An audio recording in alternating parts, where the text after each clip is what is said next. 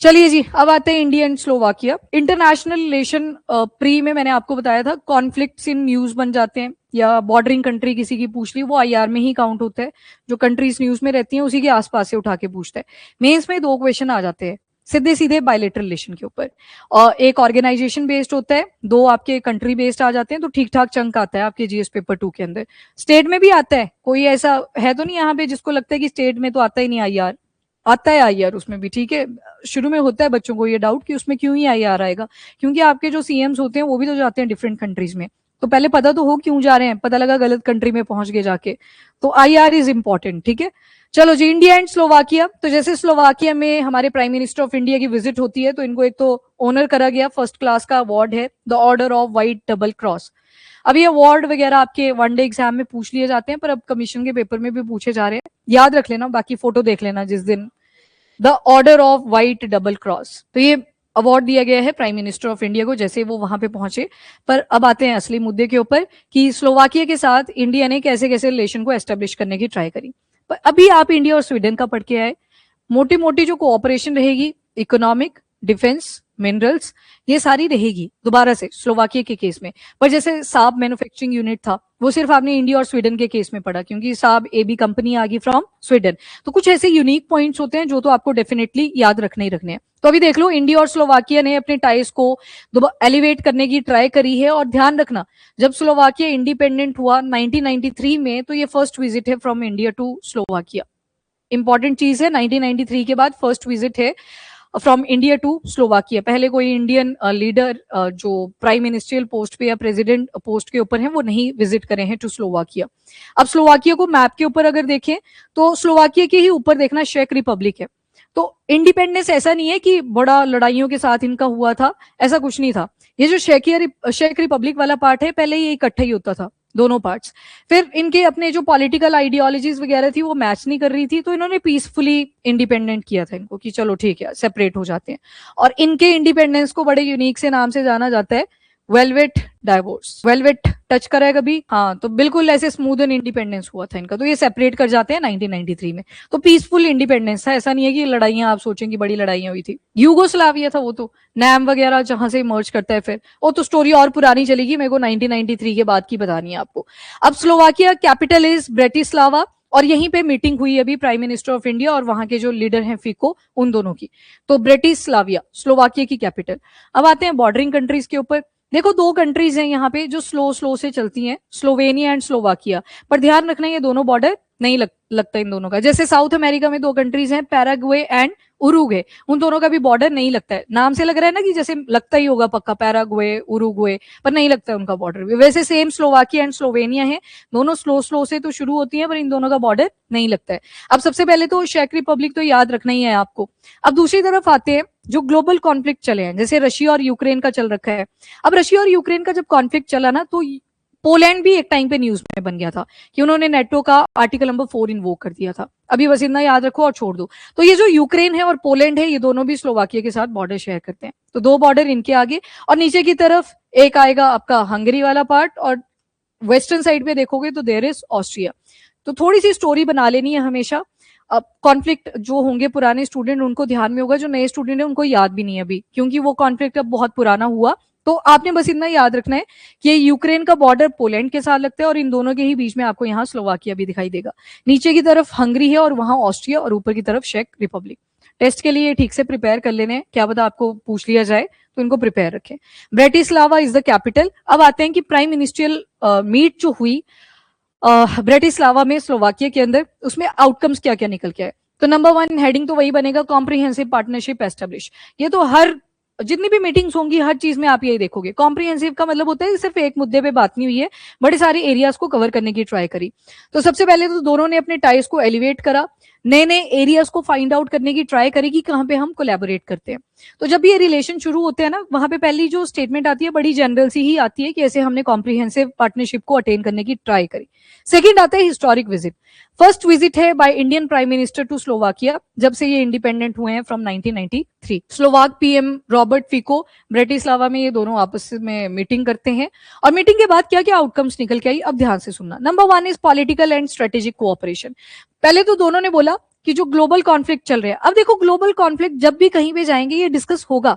आपने इंडिया और इटली के रिलेशन जिस दिन पढ़े थे या नॉर्वे के साथ जिस दिन रिलेशन पढ़े थे, ग्लोबल कॉन्फ्लिक्ट के ऊपर बात हुई। क्यों? क्योंकि ये वर्ल्ड सिनारियो को चेंज कर रहे हैं। वो इकोनॉमिक इनसिक्योरिटी की जो प्रॉब्लम आ रही है वो भी किसकी वजह से आई? इसी ग्लोबल कॉन्फ्लिक्ट की वजह से, क्योंकि हर कंट्री दूसरी कंट्री के ऊपर डिपेंडेंट है। अगर वो नॉर्थ कोरिया नहीं है, ठीक है, नॉर्थ कोरिया को छोड़ के बाकी सारी कंट्रीज एक दूसरे के ऊपर डिपेंडेंट है। आजकल तो नॉर्थ कोरिया भी थोड़ा थोड़ा ओपन हो रहा है, काफी सारी मीटिंग्स कर रहे हैं, पर मीटिंग्स भी ऐसी कंट्रीज के साथ कर रहे हैं जैसे चाइना हो गया, तो उनके साथ मीटिंग कर ली।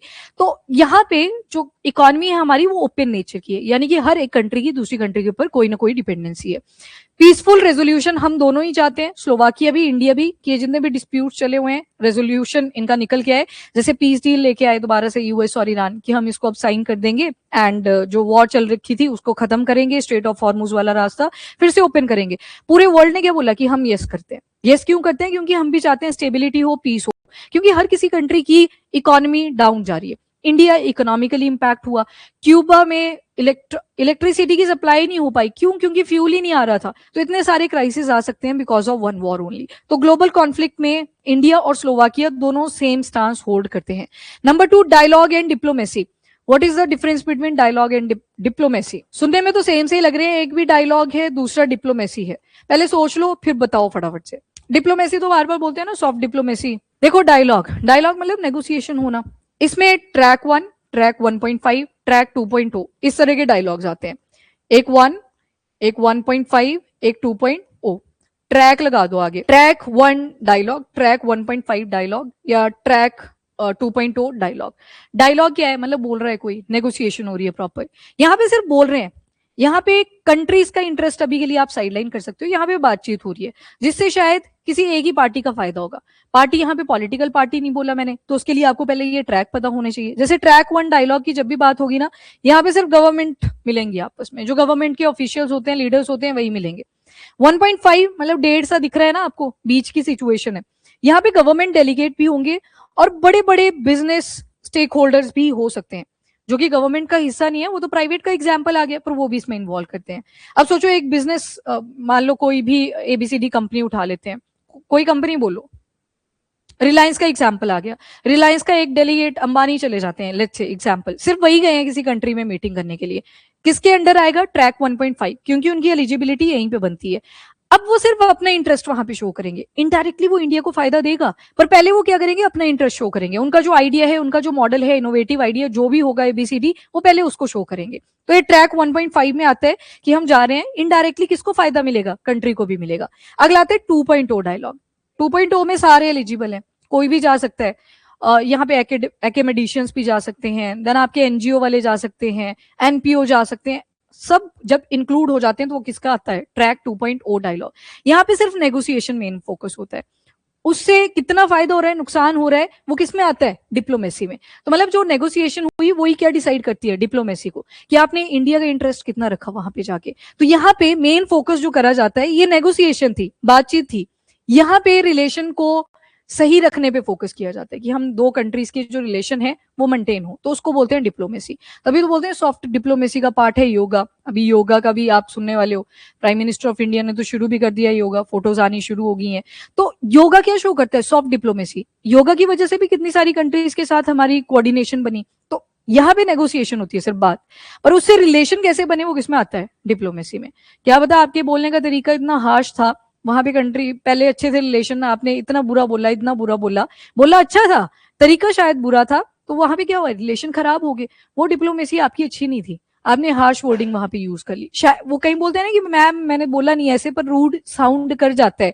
तो देखो आपके लिए तो बहुत बढ़िया है कि आपको पहले पता है कि रूड साउंड कर जाते हैं, वो इंप्रूव करना पड़ेगा, नहीं तो बाद में ये डिप्लोमेसी वाले फैक्टर को कहीं ना कहीं इंपैक्ट करते हैं। एनीवेज, ये डिफरेंस क्लियर? ये डायलॉग, डिप्लोमेसी, ये बार बार ऐसे आप वैसा वर्सा यूज कर लेते हो, पर थोड़ा सा डिफरेंस है दोनों में। After that international cooperation for global safety, ये सभी बात कर रहे हैं, रशिया और यूक्रेन वाला कॉन्फ्लिक्ट वो भी डिस्कस करा। ज्वाइंट वर्किंग ग्रुप होगा, काउंटर टेररिज्म। टेररिज्म को कोई भी कंट्री सपोर्ट नहीं करना चाहती, कुछ कंट्रीज को छोड़ के, तो इन्होंने भी यही बोला यहाँ पे। काउंसलर डायलॉग मैकेनिज्म, काउंसलर वही माइग्रेशन रिलेटेड, वीजा रिलेटेड, उसको लेके कुछ मैकेनिज्म रहेगी, उनके ऊपर भी नेगोशिएशंस हुई। की सेक्टर आइडेंटिफाइड, जहां पे बोला कि इन एरियाज के ऊपर हम ज्यादा कोऑपरेट कर सकते हैं। नंबर 1 इज ऑटोमोबाइल्स, दूसरा आ गया यहाँ पे railways, advance manufacturing, green technology. अभी आप इंडिया और स्वीडन का पढ़ के आए, सेम ही हेडिंग्स थे ना, तो इमर्जिंग टेक तो लगभग सारी जगह पे सेम ही रहेगी। आफ्टर दैट ऑब्जेक्टिव क्या है, ट्रेड और इन्वेस्टमेंट का, चीजें खरीदेंगे बेचेंगे और एक दूसरी कंट्री के इन्वेस्टमेंट भी करेंगे, तो इन्वेस्टमेंट्स भी आएंगी।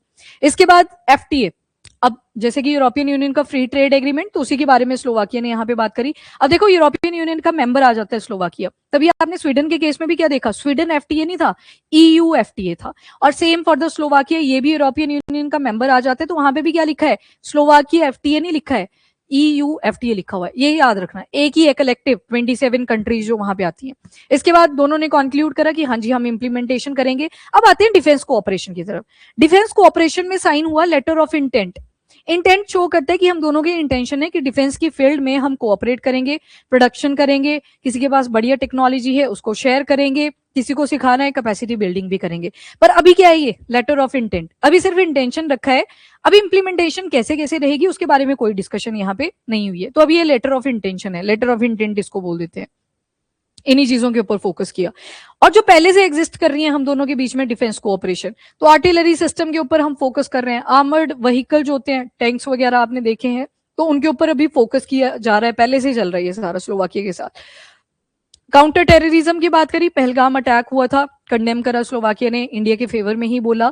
इसके बाद सस्टेन्ड इंटरनेशनल कोऑपरेशन के ऊपर फोकस किया, टेररिज्म को हम टॉलरेट नहीं करेंगे, वही सारी स्टेटमेंट्स यहाँ पे भी बोली। एरियाज ऑफ कोलैबोरेशन, एनर्जी के केस में energy security, sustainability, resilience.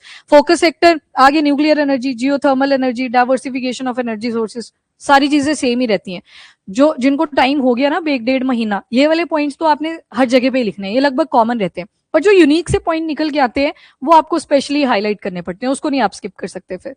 And then cooperation mechanism, वही कैपेसिटी बिल्डिंग एंड ऑल जो मैंने आपको समझाया। ये देखो इलेक्ट्रॉनिक्स आ गया, तो सेम ही रहेंगे पॉइंट्स। बाकी Slovakia well developed industrial ecosystem आपको स्लोवाकिया में मिलेगा। मैन्युफैक्चरिंग बेस उनका काफी स्ट्रांग है, जो कि इंडिया का वीक है, ये भी कॉम्प्लीमेंट करेगा कहीं ना कहीं इंडिया को। पर इंडिया के केस में स्लोवाकिया को क्या मिल जाएगा, इतनी बड़ी मार्केट एक्सेसिबिलिटी मिल रही है, टेक्नोलॉजिकल कैपेबिलिटी और वर्कफोर्स भी यहाँ पे अवेलेबल मिलेगी। मोबिलिटी अगर देखें तो सपोर्ट करते हैं हम कि कभी भी कोई एक कंट्री से दूसरी कंट्री में माइग्रेट करना चाहता है तो माइग्रेशन मस्ट बी सेफ, तभी तो वो काउंसलर डायलॉग का पहले इन्होंने मेंशन करा।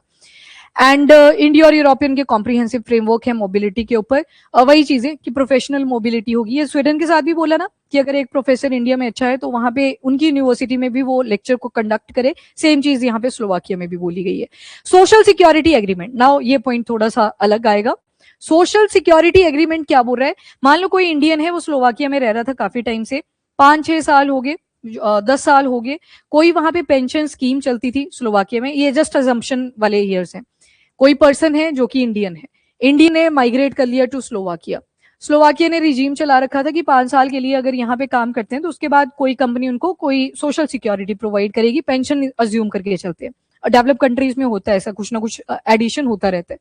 अब 5 साल हुए इसको रहते हुए वहां पे, 10 साल हो गए, मान लो 30 साल हो गए। 30 साल ऐसा इंडिकेट कर रहा है कि इसने लगभग अपना जो लाइफ होता है, एक स्पैन होता है हमारा इंसान का, वो वर्क में जो जाता है वो इसने यहाँ पे स्पेंड कर दिया। अब इसने डिसाइड करा कि मुझे इंडिया वापस आ जाना है, तो इंडिया अगर वापस आना है तो यहाँ पे बोला है कि हम सोशल सिक्योरिटी प्रोवाइड करेंगे। अब ऐसा नहीं होगा कि आपको स्लोवाकिया में ही रहना पड़ेगा for the attainment of this social security. पहले इन चीजों में ऐसे वेलफेयर वाली प्रॉब्लम्स आप सुनते थे कि इतने साल वहां पे इन्वेस्ट करे, बाद में जब वापस आने लगे तो पेंशन भी प्रोवाइड नहीं करी गई। वैसी प्रॉब्लम इंडिया और स्लोवाकिया के रिलेशन में ना आए, दोनों ने बोल दिया है कि हम इसको जल्दी से जल्दी इंप्लीमेंट करेंगे। मतलब पहले क्या हो रहा था, अगर कोई वापस आ रहा है तो उसको वो सोशल सिक्योरिटी नहीं दी जा रही है, अब बोला गया है कि इसको हम जल्दी से इंप्लीमेंट करेंगे, सोशल सिक्योरिटी दी जाएगी इन केस अगर कोई इंडिया भी वापस आ जाता है फ्रॉम स्लोवाकिया। तो ये बढ़िया पॉइंट है जो आपको लिखना है अगर इंडिया और स्लोवाकिया के केस में पूछा जाता है।